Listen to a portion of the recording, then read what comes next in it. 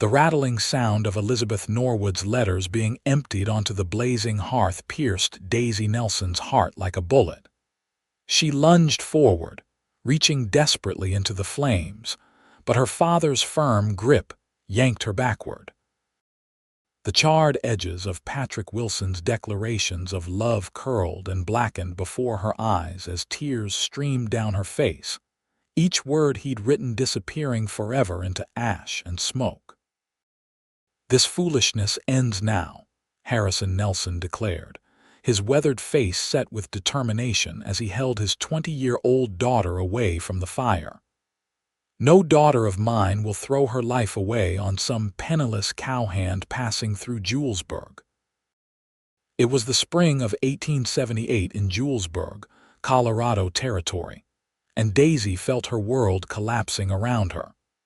For 6 months, she had been secretly corresponding with Patrick after meeting him during the cattle drive that had passed through their small town.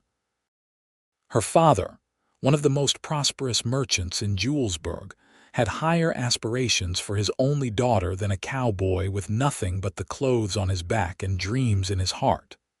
"You had no right," Daisy cried, pulling against her father's grip as her mother stood by, lips pressed into a thin line of disapproval. "Those were mine. As long as you live under my roof, nothing is truly yours," Harrison replied coldly. "This infatuation ends today. The Harrington boy has asked for permission to court you, and I've granted it. He's going to inherit his father's banking business. That's the kind of future you deserve, not following some saddled tramp across the prairie."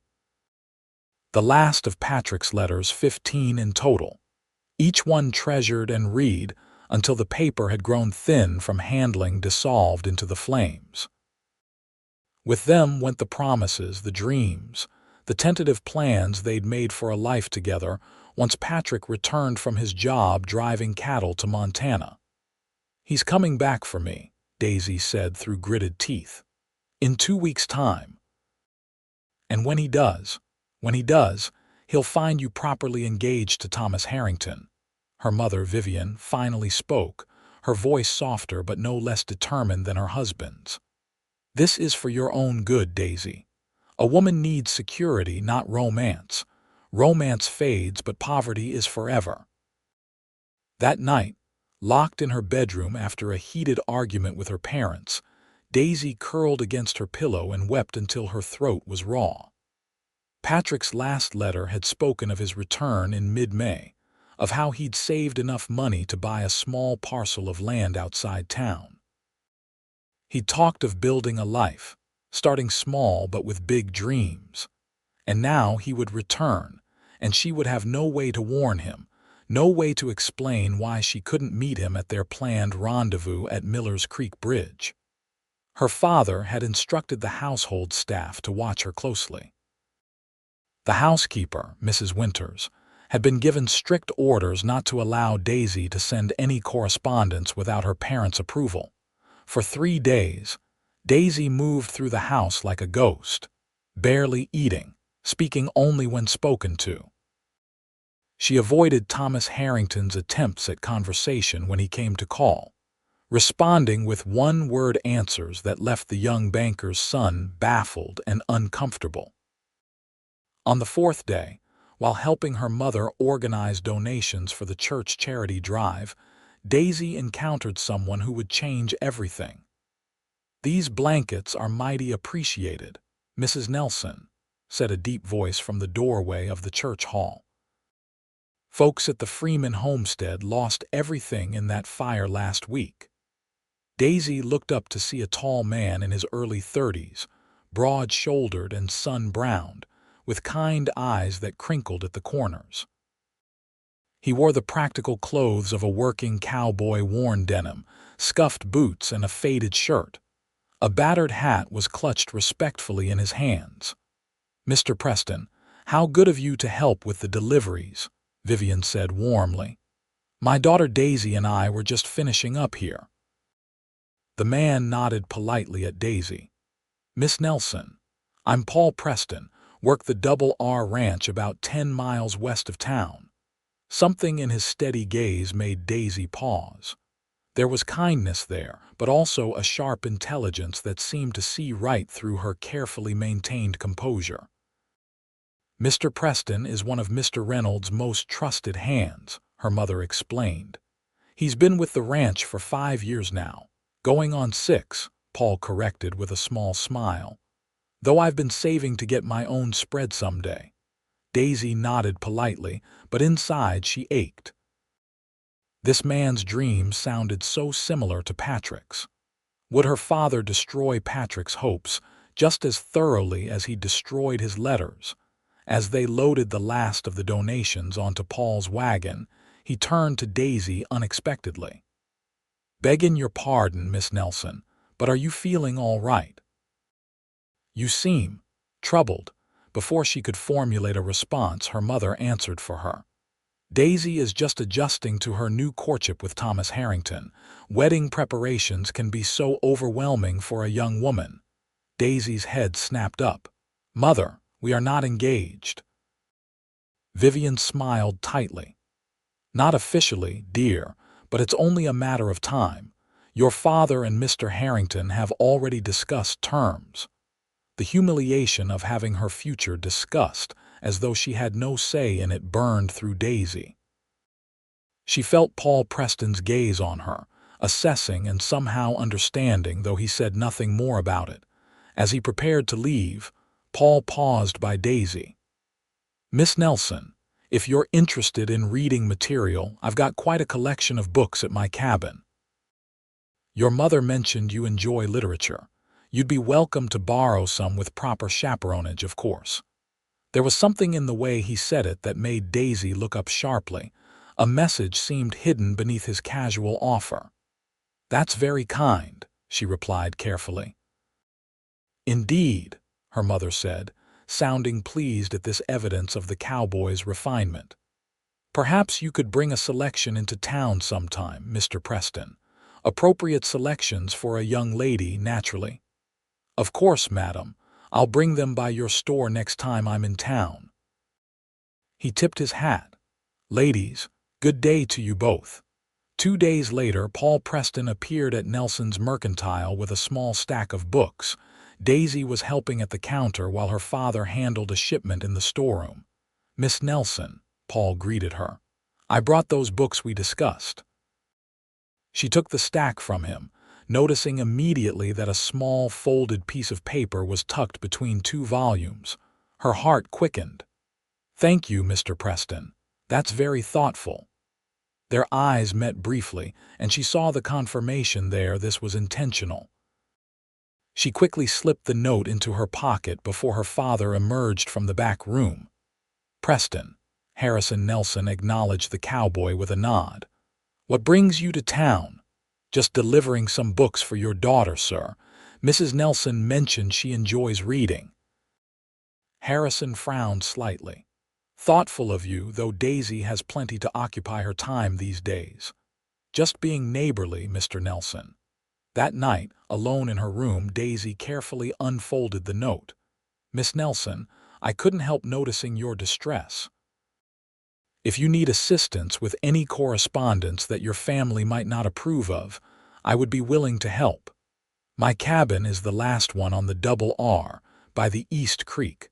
Leave a message in the hollow oak at the north end of town if you wish to take me up on this offer. P. Preston." Daisy's hands trembled. This stranger had somehow sensed her predicament and was offering help. It seemed too good to be true and potentially dangerous. What if it was a trap set by her father? Or what if this cowboy had dishonorable intentions? But something in Paul Preston's steady gaze had spoken of integrity. And she was desperate Patrick would be returning in just over a week, expecting to meet her with plans for their future together. If she couldn't warn him about her family's opposition, he might confront her father directly, which would be disastrous. The next morning, Daisy convinced her mother she needed fresh air and exercise. With Mrs. Winters accompanying her as chaperone, she took a walk to the edge of town. When the elderly housekeeper became distracted by a conversation with the blacksmith's wife, Daisy quickly slipped a note into the hollow of the old oak tree. "Mr. Preston, I accept your offer. My letters to Patrick Wilson were burned by my family. He returns to Julesburg on May 15th expecting to meet me. I need to warn him. D. Nelson." 3 days passed with no word from Paul Preston. Daisy began to think he had changed his mind or perhaps never intended to help at all. Then, while helping stock shelves in the family store, she heard the bell above the door jingle. "Afternoon, Miss Nelson," came Paul's familiar voice. "I've brought those other books I mentioned." She turned to find him standing there, hat in hand, a small parcel wrapped in brown paper tucked under his arm. Her father was across the store, deep in conversation with the town's doctor. "Thank you, Mr. Preston," she said, taking the parcel. The weight and shape told her immediately that it wasn't just books. "There's a letter inside," he murmured, his voice pitched low enough that only she could hear. "And paper for your reply. I'll be back through town on Friday." Before she could respond, he tipped his hat and was gone, exchanging a brief, polite greeting with her father on his way out. That night, Daisy carefully unwrapped the parcel. Inside were 2 books, Ivanhoe and The Last of the Mohicans, and between their pages, stationery, an envelope, and a sealed note. "Miss Nelson," the note read, "I understand your predicament. I will help you contact Mr. Wilson. Write your letter and place it inside Ivanhoe. I'll return on Friday to collect it. If you need to meet him in person, I can arrange that too, though it would require more planning. P. Preston." Relief flooded through her. She immediately took up the pen and began to write, pouring out everything that had happened, explaining her father's actions, warning Patrick not to approach her family directly, and assuring him that her feelings remained unchanged despite her parents' opposition. "I don't know how we will manage it," she wrote, "but I still want the future we planned together. Please be cautious when you return to town. My father has arranged for Thomas Harrington to court me, and he will not take kindly to interference. Mr. Preston, who carries this letter, has offered his help, though I barely know him. He seems honorable, but please be careful. Meet me at Miller's Creek as planned, but come after dark. I'll find a way to be there. All my love, Daisy." She sealed the letter, slipped it between the pages of Ivanhoe, and waited anxiously for Friday to arrive. True to his word, Paul Preston returned to the store on Friday afternoon. This time, Daisy was prepared. She had asked to reorganize the book section, ensuring she would be there when he arrived.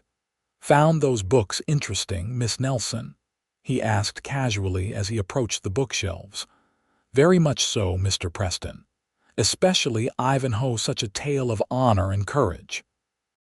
She handed him both books. "I've marked a few passages I found particularly moving." "I'll be sure to note them," he replied, his eyes conveying understanding. Then, more audibly for the benefit of others in the store, "Any other titles you might enjoy?" "I'll be heading to Denver next week and could look for something specific." "That's very thoughtful," she said. "Perhaps something by Miss Austen. I've heard her novels are quite engaging. I'll see what I can find." As promised, he returned 4 days later, this time with a single book, Pride and Prejudice, and another note hidden within its pages. "Miss Nelson, I've delivered your letter to Mr. Wilson. He arrived in town yesterday and is staying at the Wayfarers Inn under the name John Smith to avoid detection. He asks that you meet him tomorrow night at Miller's Creek at 9 o'clock. I've offered to help ensure you can get there safely. If you walk to the church for the evening prayer meeting at 7, I'll have a horse waiting behind the cemetery. You can reach the creek and be back before anyone realizes you're gone from the meeting. P. Preston." Daisy's heart raced as she read the note. Patrick was here in Julesburg, perhaps just streets away from where she stood now. The thought made her dizzy with anticipation and fear. What if they were caught? Her father would be furious. But the alternative, never seeing Patrick again, being forced into marriage with Thomas Harrington, was unthinkable. The next evening, Daisy told her parents she was attending the prayer meeting at the church. Her mother, pleased by this display of piety, readily agreed. Thomas Harrington offered to escort her, but Daisy claimed she had promised to walk with her friend Lucy Pemberton, the minister's daughter. "I'll see you at the meeting then," Thomas said, clearly disappointed but unable to argue without seeming improper. Daisy walked to Lucy's house first, having already confided some of her situation to her trusted friend. Lucy agreed to cover for her if necessary, saying she would tell anyone who asked that Daisy had developed a headache and stepped outside for fresh air. As darkness fell, Daisy slipped away from the church and made her way to the cemetery. True to his word, Paul Preston was waiting with 2 horses. "Thank you for this," she said as he helped her mount. "I don't know why you're risking so much to help strangers." Paul's expression was somber in the fading light. "Let's just say I understand what it's like to have your heart's desire thwarted by those who think they know better." He swung up onto his own horse. "We should hurry. It's a 15-minute ride to the creek." They rode in silence, taking a back trail to avoid being seen. When they reached Miller's Creek, a solitary figure was waiting by the old footbridge, tall, lean, familiar. "Patrick!" Daisy cried, sliding from the horse before Paul could help her. She ran toward the man she loved, throwing herself into his waiting arms. Patrick Wilson held her tight, burying his face in her hair. "Daisy, my God, I thought I'd lost you when I didn't hear from you for so long." "My father burned your letters," she explained breathlessly, pulling back to look at him, his dear face thinner now, more weathered from months on the trail, but his eyes still the same warm brown she remembered. "He wants me to marry Thomas Harrington." "I should have expected as much," Patrick said grimly. "Your father made his feelings about me clear enough when we met." Paul had dismounted and was standing a respectful distance away, keeping watch. Patrick nodded to him gratefully. "Thank you for bringing her, Preston. I owe you." "You don't owe me anything," Paul replied. "But we need to be careful. Miss Nelson has to be back at that church meeting before it ends, or there'll be hell to pay." The 3 of them moved to a more secluded spot by the creek, where Patrick and Daisy could talk privately while Paul kept watch. "I've saved enough," Patrick told her, holding both her hands in his. "Not a fortune, but enough to buy that small piece of land I wrote about and build a modest cabin. I can get work with the cattle outfits until we're established." "It won't be the life your father wants for you, but it's the life I want," Daisy interrupted fiercely. "I don't care about money or position. I've seen what those things have done to my parents. My father worships his account books, and my mother measures her worth by the quality of her china." "That's not what I want." Patrick's face softened. "Are you sure, Daisy, really sure it won't be easy?" "Nothing worth having ever is," she replied, echoing words he had written in one of his now destroyed letters. They spoke rapidly, making plans, considering options. Running away together immediately seemed the most straightforward solution, but Daisy was reluctant to cut ties with her family so completely. Despite their controlling behavior, she loved her parents and hoped someday they might accept her choice. "What if we give them one more chance?" she suggested. "You could come to dinner, speak to my father again, man to man. Show him what you've accomplished, your plans for the future." Patrick looked doubtful. "Your father made up his mind about me the moment he saw me, Daisy. Men like Harrison Nelson don't change their opinions easily." "Then we'll elope," she decided. "But at least we'll know we tried." Paul, who had been standing watch, approached them. Time's running short, Miss Nelson. We need to head back if you're going to make it to the church before the meeting ends." Reluctantly, Daisy embraced Patrick one last time. "Come to dinner tomorrow night," she whispered. 7 o'clock. If my father refuses to listen to reason, meet me here again the following night. We'll leave for Denver." Patrick nodded, kissing her gently. "I'll be there, though I don't hold out much hope for changing your father's mind." The ride back to town was tense and quiet, both Daisy and Paul aware of how much was at stake. As they approached the church, Paul stopped in the shadows of the cemetery. "The meeting will be ending in about 10 minutes, he said, helping her down from the horse. "Wait here until you see people starting to leave, then slip back in through the side door, Mr. Preston," Daisy said, impulsively grabbing his hand. "I can never repay your kindness." Paul smiled, a hint of sadness in his expression. "Just be happy, Miss Nelson. That'll be payment enough." The next day dragged interminably for Daisy. She moved through her chores mechanically, her mind occupied with the evening ahead. She had already told her mother they would have a guest for dinner, though she hadn't specified who. At precisely 7 o'clock, the knock came at the front door. Daisy hurried to answer it before anyone else could, her heart pounding. Patrick stood on the porch, clean-shaven and wearing his best clothes, still modest by Harrison Nelson's standards, but respectable. He held his hat in his hands, and for a moment they simply gazed at each other. "Come in," she said softly. She led him to the parlor, where her parents were enjoying pre-dinner drinks. The shock on their faces at seeing Patrick would have been comical under different circumstances. "Mr. Wilson," Harrison said coldly, rising from his chair, "what is the meaning of this?" "I invited him, Father," Daisy said firmly, taking Patrick's arm. "Patrick has returned to Julesburg as he promised, and I believe you owe him the courtesy of hearing what he has to say." Vivian Nelson looked faint, collapsing back into her chair. "Daisy, how could you go behind our backs this way?" "The same way you went behind mine when you burned my letters," Daisy replied, her voice steady despite her racing heart. "The same way you arranged my courtship with Thomas without consulting me." Harrison's face darkened with anger. "Young lady, you are treading on dangerous ground." "Mr. Nelson," Patrick interjected, his voice calm and respectful. "I understand your concerns about your daughter's future. Any father would want security for his child, but I'm not the same man who passed through Julesburg last fall. I've saved, I've worked, and I've purchased land not far from town, 20 acres with water rights." This information seemed to give Harrison pause, if only momentarily. 20 acres is hardly a fortune, Wilson."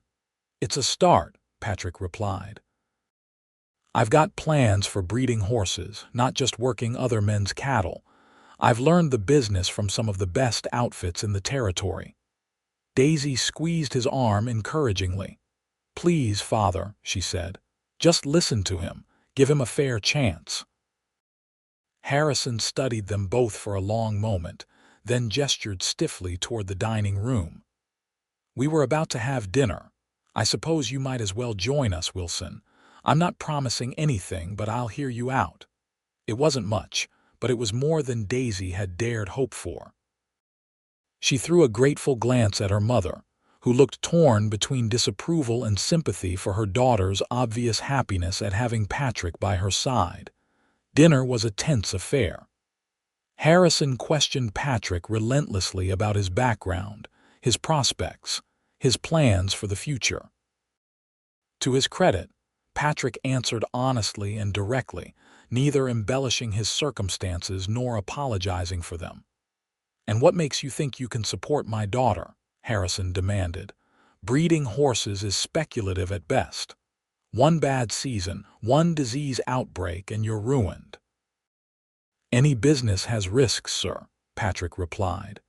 "Even established ones like your mercantile, but I've planned carefully. I've already arranged to supply horses to the stage company starting next spring." It's a small contract, but it's guaranteed income while I build my stock.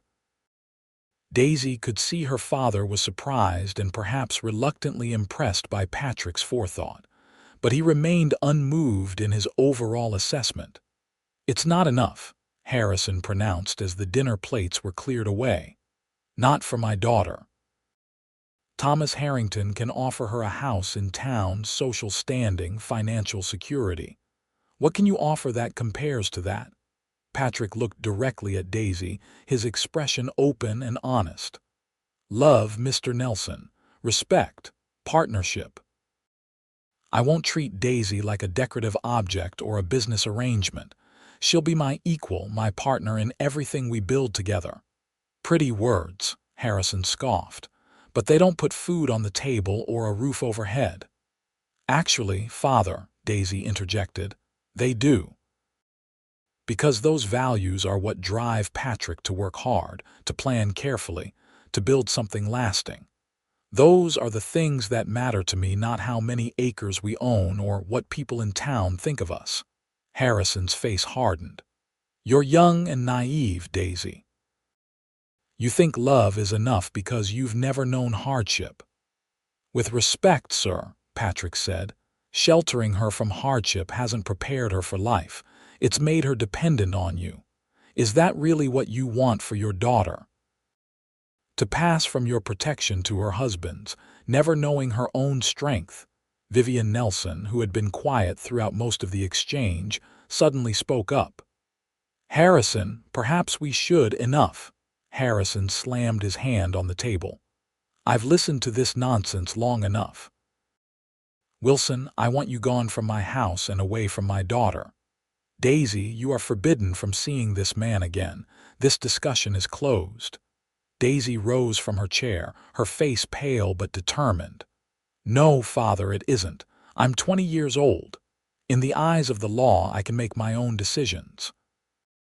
While you live under my roof, then perhaps I shouldn't live under your roof anymore," she said quietly. The words hung in the air, shocking everyone into silence. "Daisy," her mother whispered, "you don't mean that." "I do, Mother." Daisy looked from one parent to the other. "I love you both and I respect you, but this is my life, my future. I'm going to marry Patrick. I'd rather do it with your blessing, but I'll do it without if I must." Harrison's face had gone from red to white. "If you walk out that door with him, you're no longer my daughter," Vivian gasped. "Harrison, you can't mean that." "I do mean it," he said, his voice shaking with emotion. "I won't stand by and watch her throw her life away." Patrick, who had risen when Daisy did, placed a gentle hand on her arm. "Daisy, think carefully. This isn't what I wanted to come between you and your family." She covered his hand with hers. "You didn't do this, Patrick. Their inability to see me as an adult capable of making my own choices did." She turned back to her parents. "I'm going to pack a few things. I'll be staying with Lucy Pemberton tonight. Tomorrow, Patrick and I will be married by Reverend Pemberton."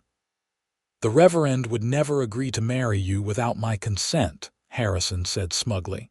"Actually," Patrick interjected, "we've already spoken to him. As Daisy is of legal age, he's agreed to perform the ceremony." This was news to Daisy, but she didn't let her surprise show.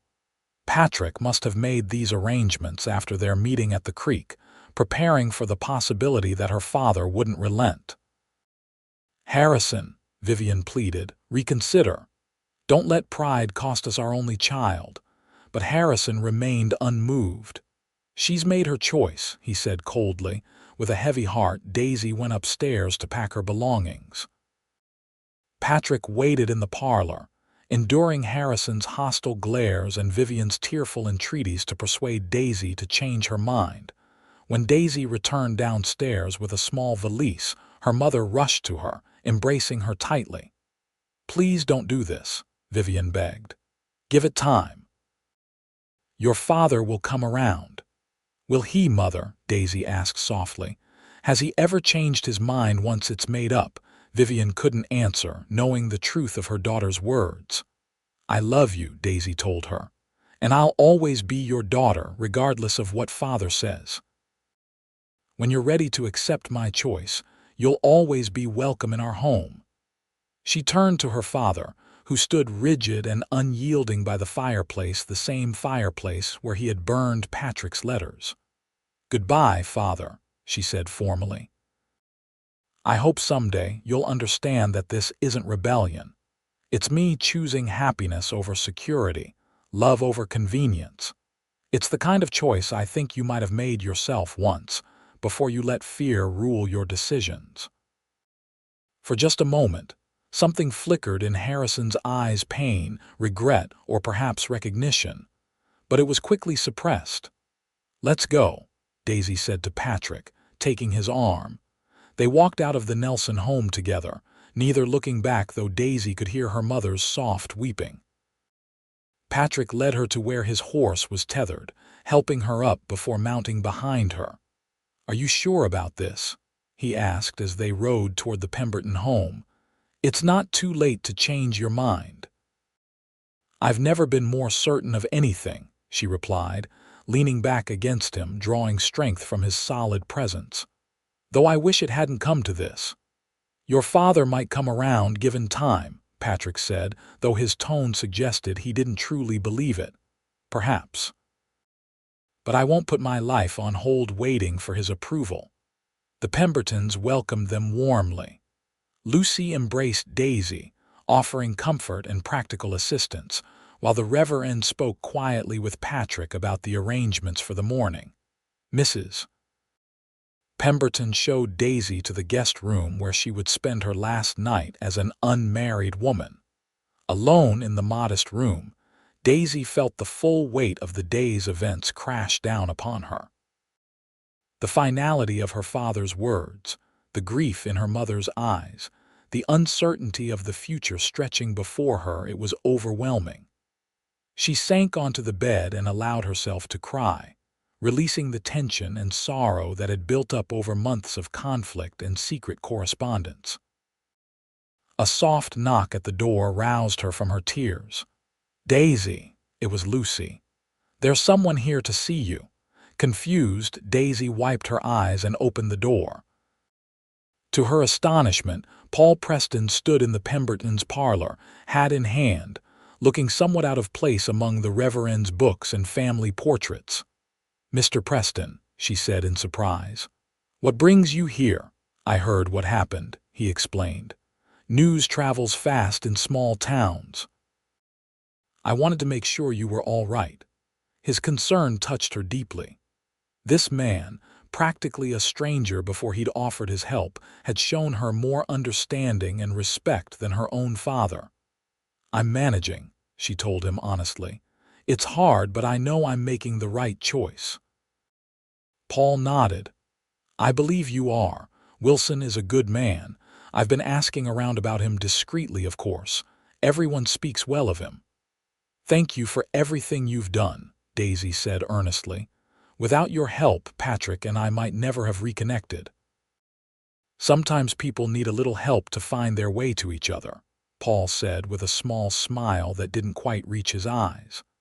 "I'm glad I could provide that for you both."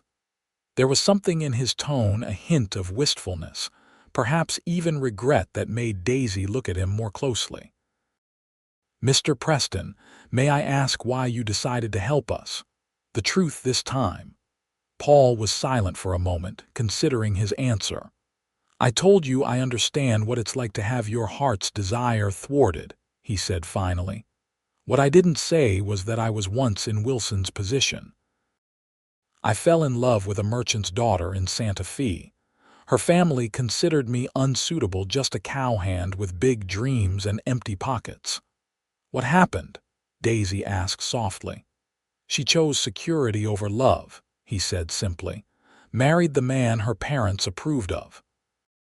Last I heard, she has 3 children and a fine house in town. Maybe she's happy. I hope she is." "And you've never married?" Paul shook his head. "Never found anyone who measured up to her, I suppose." He straightened, as if shaking off the melancholy of old memories. "But that's ancient history now. The point is, when I saw your situation, I couldn't stand by and watch two people who clearly belong together be kept apart by the same kind of short-sightedness. Impulsively, Daisy took his hand. Thank you, Paul, truly. He squeezed her hand once, then released it. You should get some rest. Big day tomorrow. Will you come? To the wedding, Paul smiled, a genuine one this time. I wouldn't miss it. The next morning dawned clear and bright, as if nature itself approved of Daisy and Patrick's union. Lucy helped Daisy dress in her best gown, a pale blue silk that brought out the color of her eyes. It wasn't a proper wedding dress, but it would have to do. Something borrowed, Lucy said, fastening her own pearl earrings to Daisy's ears. And something blue, she added, gesturing to the dress. Something old, Mrs. Pemberton contributed, bringing in a lace handkerchief that had belonged to her mother. Now you just need something new, Lucy mused. A knock at the bedroom door revealed the Reverend, who handed Daisy a small package. This was just delivered for you. Puzzled, Daisy opened it to find a simple yet elegant silver bracelet with a small heart charm. A note accompanied it. For new beginnings, P. Preston. How thoughtful, Mrs. Pemberton exclaimed. And there's your something new. At 11 o'clock, Daisy stood in the Pembertons' parlor, which had been transformed with wildflowers and ribbons for the occasion. Patrick waited for her by the Reverend's side, his face lighting up as she entered. Paul Preston stood as Patrick's witness, while Lucy would stand for Daisy. Just as the Reverend was about to begin the ceremony, the front door opened. Daisy turned, her heart leaping with hope, and there was her mother, pale but composed, dressed in her Sunday best. Mother, Daisy breathed, moving toward her. Vivian Nelson embraced her daughter tightly. I couldn't let you do this without family present, she whispered. Your father, he needs more time, but I'm here. Tears of joy sprang to Daisy's eyes. That means everything to me. With her mother's blessing, however reluctantly given, the ceremony proceeded. The Reverend's words were simple but profound as he joined Patrick and Daisy in marriage. When they were pronounced husband and wife, Patrick kissed her with such tenderness that even Vivian Nelson had to dab at her eyes. The small gathering shared a modest wedding breakfast prepared by Mrs. Pemberton. Paul Preston raised a toast to the couple, his genuine goodwill evident in his warm words and the way he clasped Patrick's hand firmly in congratulations. As they prepared to leave, Patrick had arranged for them to stay at a small hotel in Denver for a few days. Before returning to start work on their cabin, Vivian approached them with a small package. A wedding gift, she said quietly. It's not much, but... Daisy unwrapped it to find a small leather-bound journal and a pen set. For your new letters, Vivian explained. So you can write your own story now. Deeply moved, Daisy embraced her mother again. Thank you. Will you come visit us when we're settled? Vivian glanced nervously toward the Nelsons' house, visible from the Pembertons' front porch. I'll try, she promised. And I'll work on your father. He loves you, Daisy, even if his pride won't let him show it right now. Paul Preston approached them as they prepared to mount Patrick's horse. I have a wedding gift for you as well, he said. It's not fancy, but it's practical. He led them around to the back of the house where, to their astonishment, a small wagon stood waiting, hitched to a sturdy brown mare. Mr. Preston, Patrick started, we can't accept. You can and you will, Paul interrupted firmly. The mare is one I've been training, good stock, steady temperament. The wagon isn't new, but I've fixed it up. You'll need it for hauling supplies to your land, and it's a sight more comfortable for a lady than riding double on a saddle horse all the way to Denver. Daisy was speechless with gratitude. Consider it an investment in your horse breeding business, Paul continued. This mare has good bloodlines. She'll give you strong foals if you find the right stallion.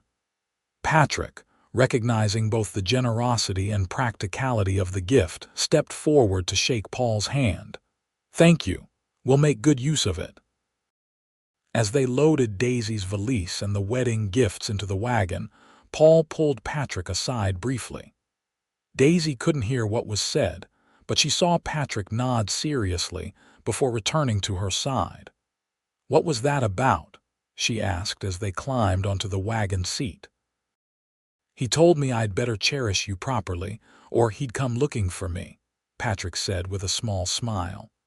"He also offered to help when we start building our cabin, said he's handy with tools." Daisy looked back at Paul, who stood with the Pembertons and her mother, watching them depart. She raised her hand in farewell, feeling a complex mix of emotions: gratitude for his help, admiration for his generosity, and a touch of sadness for the love he had lost years ago. "We should invite him to dinner when we're settled," she said as Patrick flicked the reins to get the mare moving. "He shouldn't be alone all the time." Patrick glanced at her with a knowing expression. Playing matchmaker already, Mrs. Wilson. The name, her new name, sent a thrill through her. "Mrs. Wilson," she repeated, savoring the sound of it, "and perhaps I am. Lucy Pemberton is sweet and intelligent and not at all opposed to ranch life. She told me once she finds town too confining." Patrick laughed, the sound bright and carefree. "Let's get our own life established before we start arranging others, shall we?" The journey to Denver was the beginning of their new life together. They talked endlessly, making plans, sharing dreams, and getting to know each other more deeply than had been possible through letters. Patrick told her about his childhood in Ohio, about losing his parents young and being raised by an uncle who taught him horsemanship. Daisy shared stories of growing up as a merchant's daughter, always comfortable but constantly aware of the expectations placed upon her. "I want children," she told him as they made camp the first night, the Denver-bound stagecoach having passed them hours earlier. "But not right away. I want us to have time to build our home first, to establish ourselves." "Children," Patrick repeated, looking into the campfire thoughtfully. "I'd like that. A boy to teach riding, a girl with your eyes and spirit. Or a boy with your quiet strength and a girl who loves horses," Daisy added, leaning against his shoulder. In Denver, they stayed at a modest hotel and spent their days exploring the growing city, purchasing supplies they would need for their new home, and simply enjoying being together without secrecy or fear of discovery. Patrick took her to meet the stage company manager with whom he had contracted to supply horses, proudly introducing her as his wife and business partner. "Business partner?" Daisy questioned later as they walked back to their hotel. "Is that how you see me?" "In every way," Patrick confirmed. "I meant what I told your father. You're my equal in this venture, Daisy. I know you've had more education than I have. You understand figures and accounts. I need your skills as much as you need my knowledge of horses." His words filled her with a sense of purpose and value she had never experienced before. Her father had always treated the mercantile as his domain, allowing her to help only with the most basic tasks. The idea that Patrick truly wanted her intelligence and abilities, not just her companionship, was revolutionary. After a week in Denver, they returned to Julesburg and began work on their land, 20 acres of rolling prairie with a small creek cutting through it, about 5 miles outside of town. Patrick had already purchased basic lumber for the cabin, and with Paul Preston's help, they began construction immediately, true to his word. Paul proved skillful with tools and generous with his time, riding over whenever his duties at the Double R allowed. Lucy Pemberton often accompanied Daisy when she brought food to the men, and Daisy noted with satisfaction the way Paul's eyes followed the minister's daughter when she wasn't looking. The cabin took shape slowly but steadily, 2 rooms to start with, Patrick explained, with plans to expand as their family and fortunes grew. Daisy threw herself into creating a home, sewing curtains from fabric purchased in Denver, arranging the few pieces of furniture they could afford, and starting a small vegetable garden despite the lateness of the planting season. The work was hard, far harder than anything she had known in her father's house. Her hands grew calloused, her skin tanned under the Colorado sun, and her muscles ached each night as she collapsed into bed beside her husband. But with the hardship came a deep satisfaction she had never known before, the pride of creating something with her own hands, of seeing tangible results from her labor. Patrick worked from dawn until dusk, dividing his time between building their home and preparing corrals and a small barn for the horses he planned to acquire. 3 days a week, he rode to neighboring ranches to break horses for pay, bringing home much-needed cash for supplies. The mare Paul had given them, now named Duchess, was indeed with foal, the first addition to their planned breeding stock. In late June, nearly 6 weeks after their wedding, Daisy was surprised to see her mother's buggy approaching their half-finished cabin. Patrick was away working at a ranch to the north, and Daisy had been alone, whitewashing the interior walls. "Mother," she called, wiping her hands on her apron as she hurried outside. "What a wonderful surprise!" Vivian Nelson looked around at the construction site with poorly concealed shock. The cabin was still missing its front door, the roof was only partially shingled, and tools and building materials lay scattered about. "Oh, Daisy," she said, dismay evident in her voice. "Is this how you're living?" Daisy laughed, not offended by her mother's reaction. "It's temporary, Mother. You should have seen it 2 weeks ago. Come inside, I'll make tea." She led her mother into the cabin, proudly showing off the progress they'd made: the smooth plank floors Patrick had installed, the stone fireplace Paul had helped them build, the cheerful yellow curtains framing the windows. "It's coming along," Vivian admitted, accepting a cup of tea and perching uncomfortably on one of their 2 chairs. "But Daisy, this is so primitive compared to what you're used to." "I know it seems that way to you," Daisy acknowledged. "But there's something wonderful about building our home with our own hands, about knowing every board and nail that goes into it." She looked around at the small space with genuine pride. "It's ours, Mother, truly ours, not something given to us or bought with someone else's money." Vivian studied her daughter's face, tanned, slightly leaner than before, but glowing with a happiness she couldn't deny. "You really love him that much, enough to live like this?" "I do," Daisy said simply. "And it won't always be like this. We have plans, Mother. Patrick is good with horses, the best, according to men who have worked with him for years. We're going to build something lasting here." They talked for hours, Vivian gradually relaxing as she saw how settled and content her daughter was in her new life.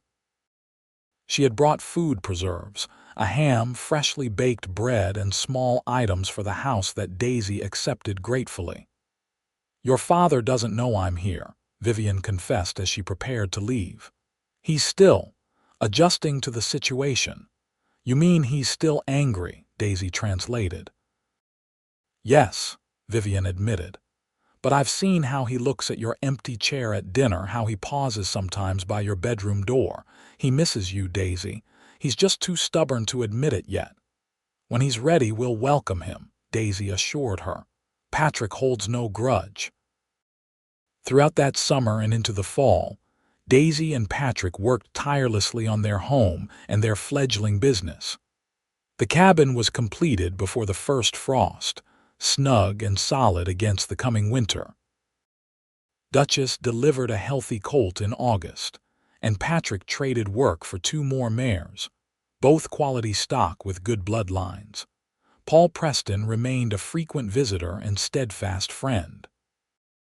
As Daisy had hoped, his friendship with Lucy Pemberton blossomed into something deeper, and by Christmas, They were courting openly with the Reverend's blessing.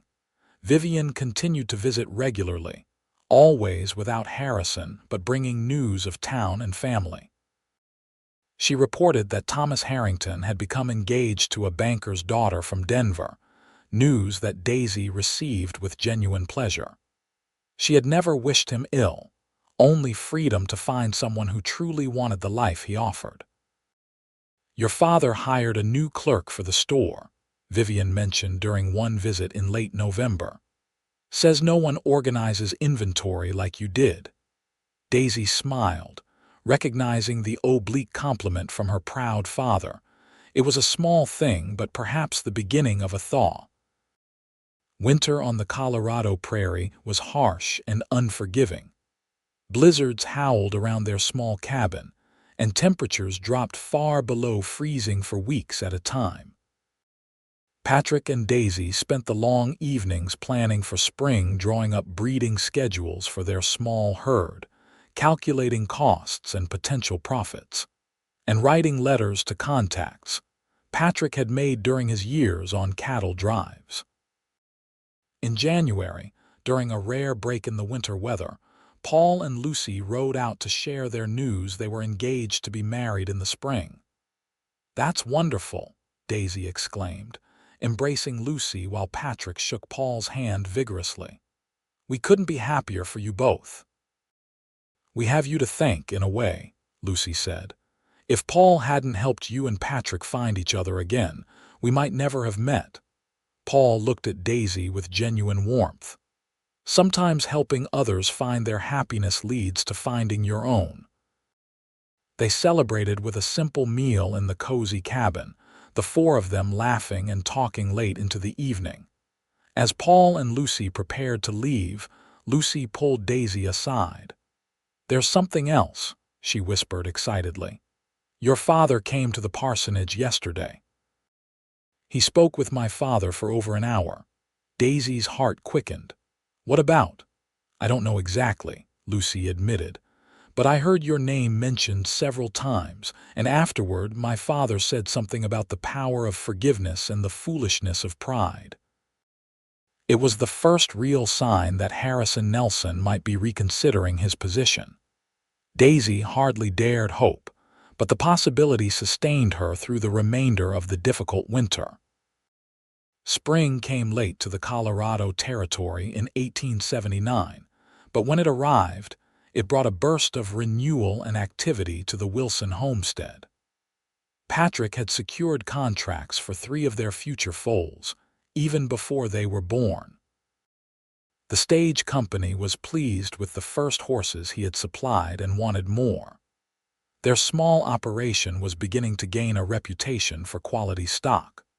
On a warm day in late April, Daisy was working in her now expanded vegetable garden when she heard the sound of a wagon approaching. Looking up, she was struck motionless by the sight of her father's buggy coming up the rutted trail to their cabin. Harrison Nelson sat rigid on the seat, driving with the same precision he applied to all tasks. Beside him, Vivian looked nervous but hopeful. Daisy stood, brushing soil from her hands, her heart pounding. Patrick emerged from the corral where he'd been working with a young horse, alerted by the sound of approaching wheels. "Daisy," he called questioningly, moving to her side as the buggy stopped in front of their cabin. "It's my father," she said unnecessarily, her voice barely above a whisper. Harrison climbed down from the buggy, then helped Vivian descend. He stood for a moment, surveying the homestead, the neat cabin with smoke curling from its chimney, the sturdy barn and corrals, the garden plot with its early vegetables sprouting in tidy rows. His expression was unreadable.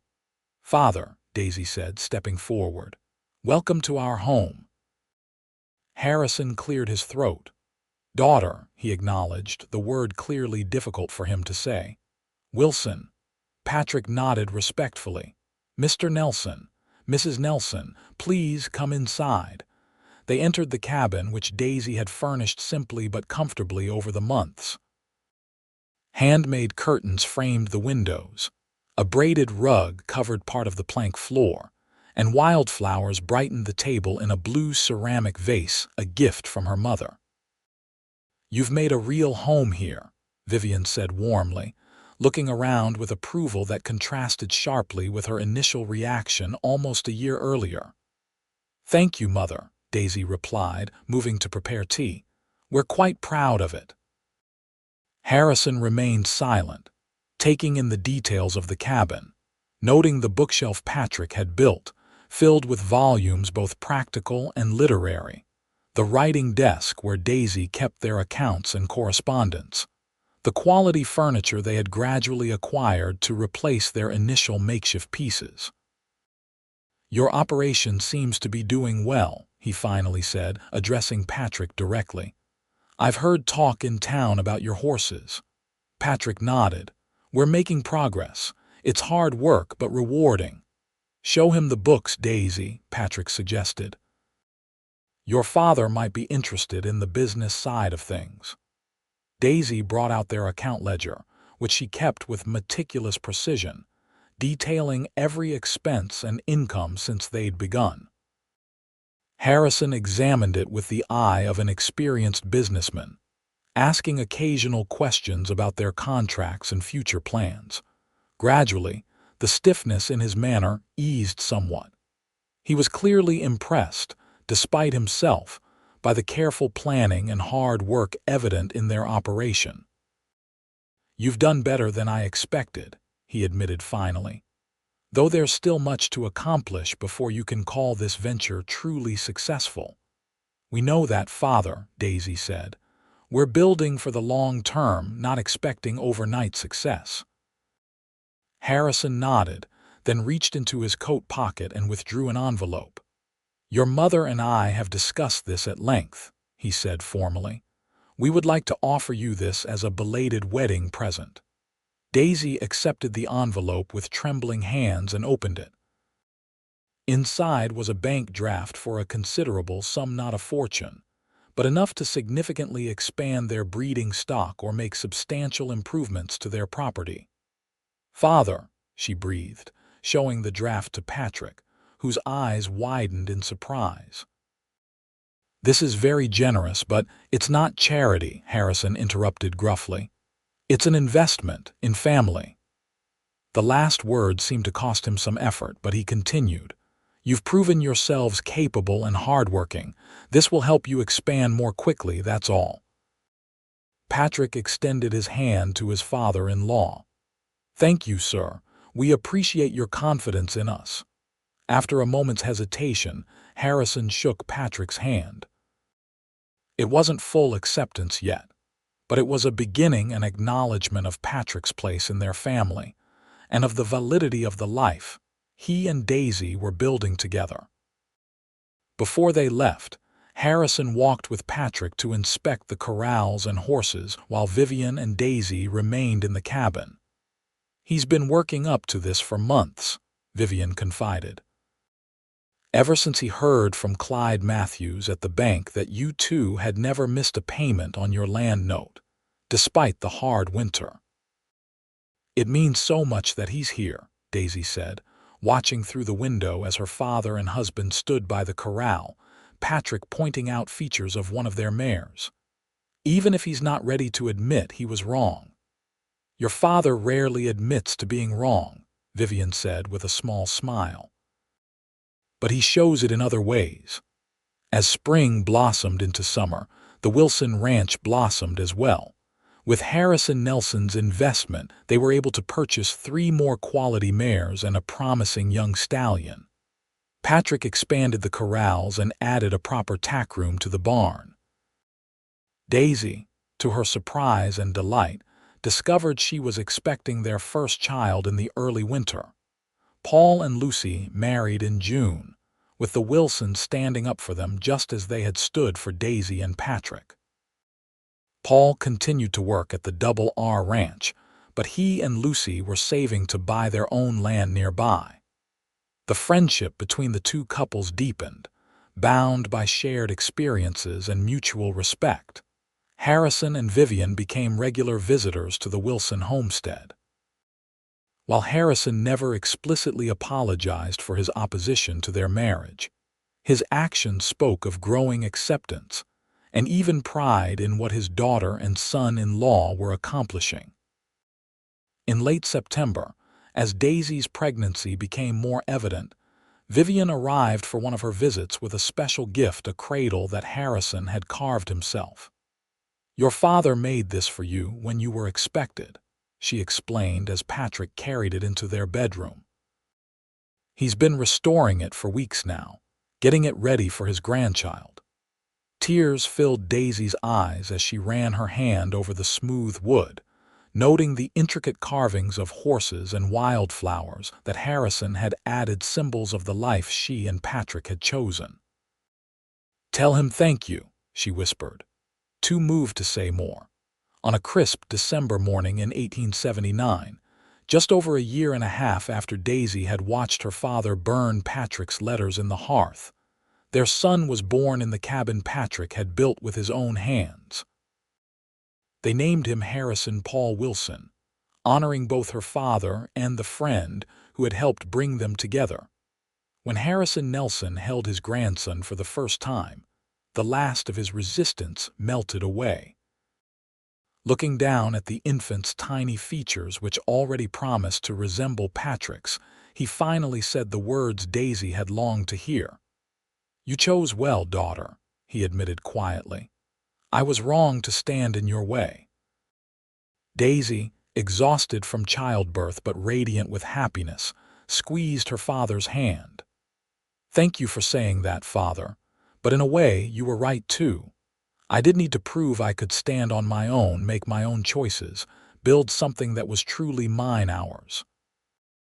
Harrison looked around the cabin, now expanded to include a proper bedroom and nursery, at the evidence of prosperity beginning to show in small but meaningful ways: the quality furniture, the well-stocked pantry, the leather-bound books on the shelves.